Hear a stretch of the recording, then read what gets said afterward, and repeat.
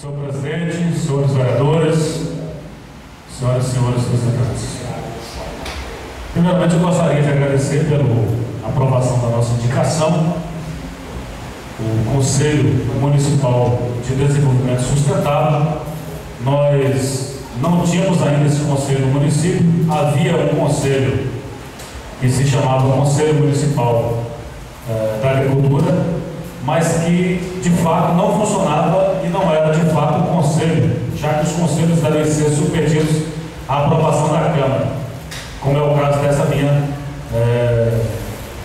ideia.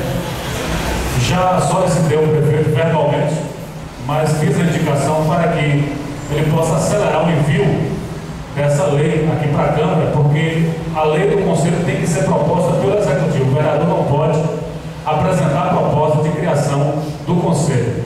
E o Conselho Estadual de Desenvolvimento Sustentável, ele precisa homologar o nosso Conselho, o Conselho Municipal.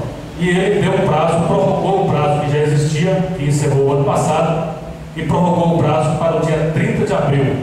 Então nós precisamos já ter essa lei aprovada antes do dia 30 de abril para que a gente possa fazer a homologação junto ao órgão estadual.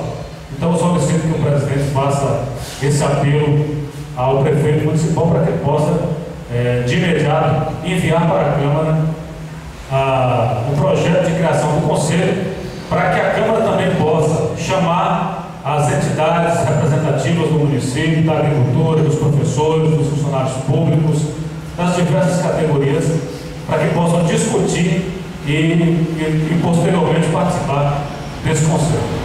São esses meios que eu falava. Muito obrigado.